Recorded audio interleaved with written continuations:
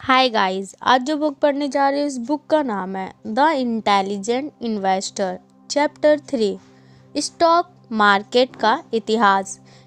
यदि आपको पता नहीं है कि कहाँ जा रहे हैं तो सावधान रहें क्योंकि आप कहीं नहीं जा रहे हैं। योगी वेरा। इस अध्याय में ग्राहम बताते हैं कि वे कैसे भविष्यवाणियाँ काम करती है।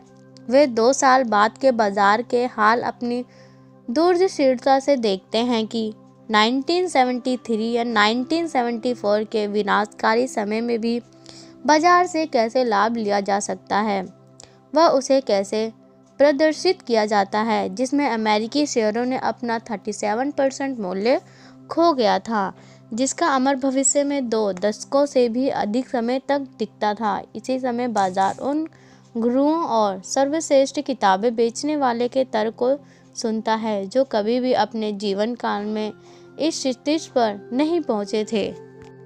ग्राहम के तर्क का मूल्य यह है कि बुद्धिमान निवेशक को अतीत के आधार पर भविष्य पूर्वानुमान कभी नहीं करना चाहिए। दुर्भाग्यवश ये वास्तव में एक गलती रही है कि 1990 के दशक में एक के बाद एक बुलिश किताबों की एक धारा ने, जैसे Wharton finance, professor Jeremy Siegel के स्टॉक्स फॉर और लॉन्ग रन के 1994 के बाद जेम्स ग्लासमैन और केविन हेसेट के गांव डाउ 36,000, डेविड एलियास के डाउ 40,000 और चार्ल्स कैडलेट के डाउ 1 लाख क्रेसेंडो 1990 आदि सभी प्रकाशित हुई। पूर्वानुमानियों ने तर्क दिया कि 1882 के बाद में मुद्रास्फीति के बाद शेयरों ने वार्षिक औसत 7% देती बना ली थी। इसलिए उन्होंने निष्कर्ष निकाला कि निवेशों के भविष्य में 2 ज़्यादा तेजी की उम्मीद करनी चाहिए। कुछ शेयर ऐसे भी थे जो कम से कम 30 वर्षों की किसी भी अवधि में हमेशा गाए रहे थे। इसलिए स्टॉक में बॉन्ड या यहाँ तक कि बैंक नकद से कम जोखिम था, और यदि आप लंबे समय तक शेयरों का स्वामित्व रखकर अभी सभी जोखिम को खत्म कर सकते हैं तो आप उनके लिए कितना भुगतान करते हैं। 1999 और 2000 का आरंभ। 7 दिसंबर 1999 को फास्ट हेल्ड म्यूचुअल फंड के पोर्टफोलियो मैनेजर केविन लेडिंस CNN के मनी लाइन प्रसारण पर दिखाई गए। ये पूछे जाने पर कि क्या वायरलेस दूरसंचार स्टॉक कितना लाभ देगा, कमाई के अंतर गुणों पर उनके पास एक तैयार उत्तर था। यहाँ पूरी तरह से विकास के पूर्ण मूल्यों को देखो, यह बड़ा है। 18 जनवरी 2000 को केमर फंड्स के मुख्य निवेशक रणनीतिकार रॉबर्ट फरोलिच ने वॉल स्ट्रीट जर्नल में ये घोषित किया, यह एक नई विश्व व्यवस्था है। हम देखते हैं कि लोग सही कंपनियों को त्याग देते हैं क्योंकि उनके शेयर की कीमत बहुत अधिक है। यह निवेशक द्वारा की जाने वाली सबसे बड़ी गलती है।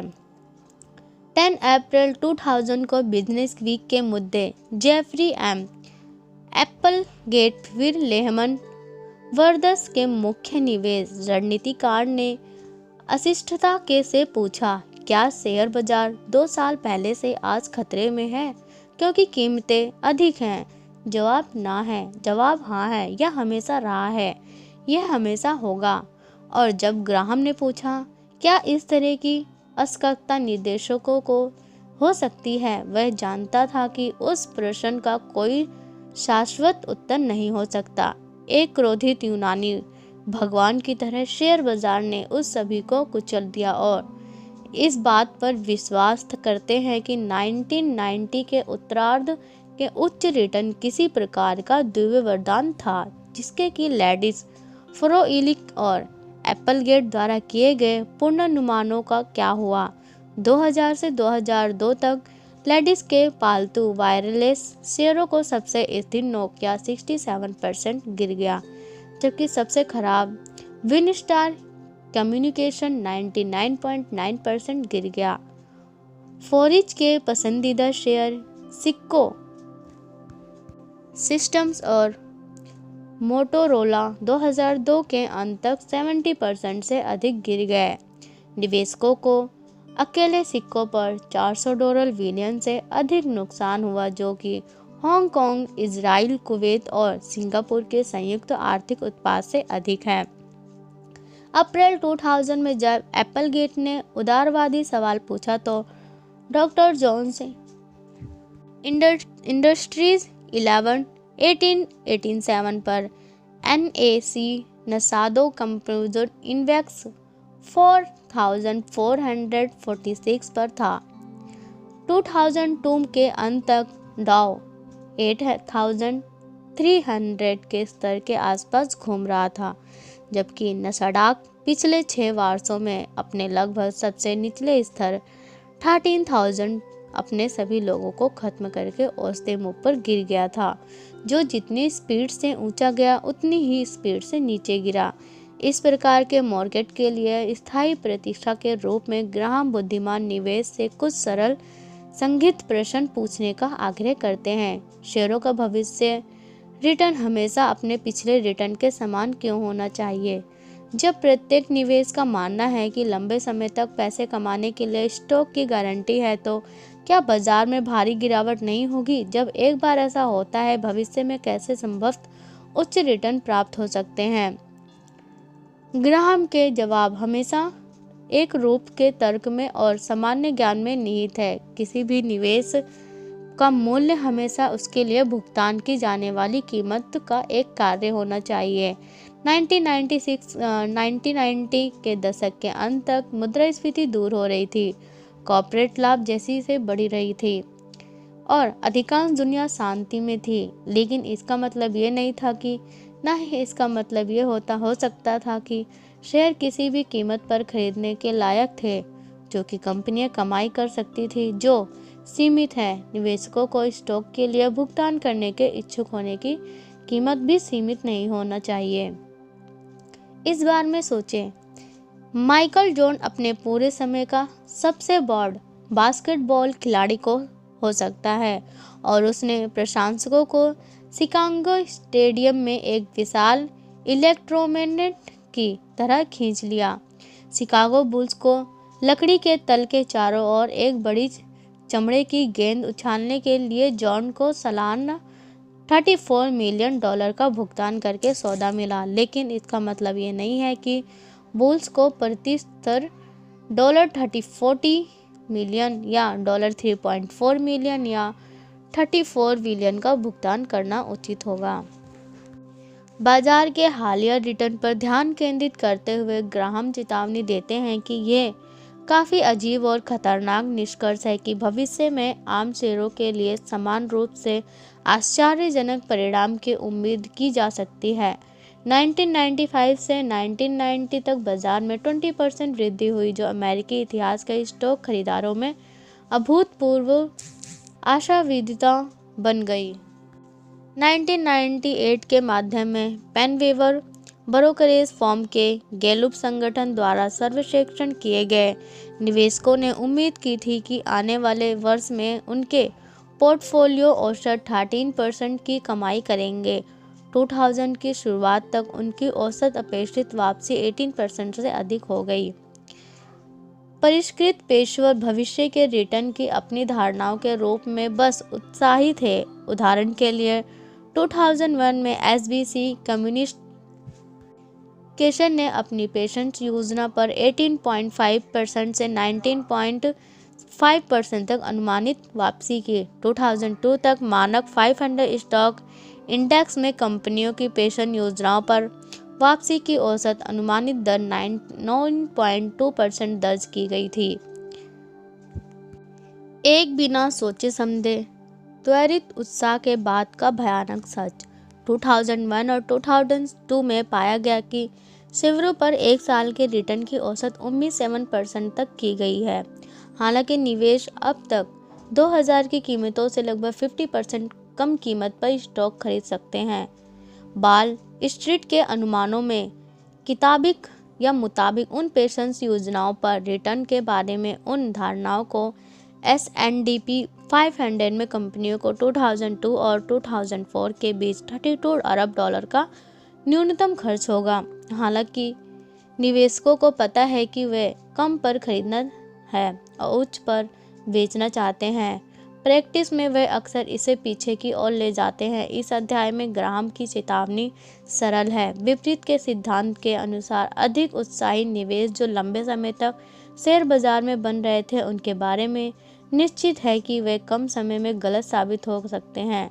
24 मार्च 2000 में को अमेरिकी शेयर बाजार का मूल्य 14.75 ट्रिलियन डॉलर तक पहुंच गया। 9 अक्टूबर 2002 तक केवल 30 महीने के बाद कुल अमेरिकी डॉलर शेयर बाजार 17.34 ट्रिलियन डॉलर यानी 50.2 कम हो गया था, जो कि 7.41 ट्रिलियन डॉलर का नुकसान था। बस इस बीच कई बाजार पंडित सालाना यहाँ तक कि आने वाले दशकों तक फ्लैट या यहाँ तक कि नकारात्मक बाजार रिटर्न की भविष्यवाणी करते हैं। इस बिंदु पर ग्राहम एक साधारण सवाल पूछते हैं, इस बात पर विचार करते हुए कि विशेषज्ञ आखिरकार गलत साबित हो चुके हैं, तब क्यों बुद्धिमान निवेश फिर इन पर विश्वास करते हैं? आगे क्या होगा? शोर को ट्यून करें और भविष्य के रिटर्न के बारे में सोचें। इससे पहले ग्राहम के तरीके पर गौर करें। उनके अनुसार शेयर बाजार का प्रदर्शन 3 कारकों पर निर्भर करता था: वास्तविक विकास, कंपनियों की कमाई और तलाश की बढ़ोतरी, मुद्रास्फीति वृद्धि, अर्थव्यवस्था में कीमती की सामान्य बढ़ोतरी, सट्टा वृद्धि या गिरावट, निवेश के लिए जनता की भूख में कोई वृद्धि या कमी।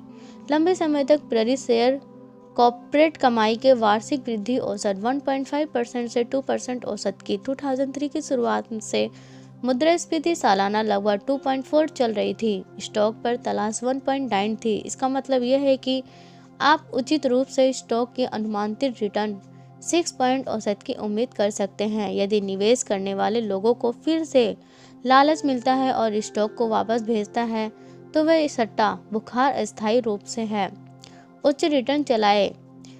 यदि इसके बजाय निवेश 1930 और 1970 के दशक के अनुसार डर से भरे हुए हैं, क्योंकि स्टॉक पर निर्भर रिटर्न अस्थायी रूप से कम हो जाएगा। एल विश्वविद्यालय के कॉमर्स प्रोफेसर रॉबर्ट सिलर का कहना है कि ग्राहम ने अपने मूल्यांकन दृष्टिकोण को प्रेरित किया।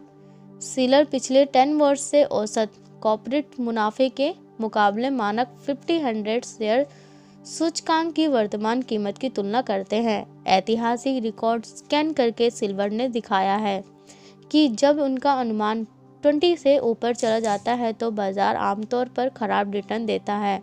जब यह 10% से नीचे गिरता है तो स्टॉक आमतौर पर लाभ उत्पन्न करते हैं। 2003 के आरंभ में लीवर के गणित से शेयरों की कीमत पिछले दशक की औसत मुद्रास्फीति समायोजित कमाई के लगभग 22.8 गुना थी। अभी भी खतरे के क्षेत्र में, लेकिन दिसंबर 99 में 44.2 गुना कमाई के उनके डिमेंटेस्ट स्तर के नीचे थी। इससे 2003 के शुरुआती दिनों के मूल्यांकन के स्तर से शेयर बाजार ने कभी कभी आने वाले 10 वर्ष में बहुत अच्छा प्रदर्शन किया है, कभी कभी खराब और पेश समय के साथ उलझन भरी स्थिति में भी आ रहा है।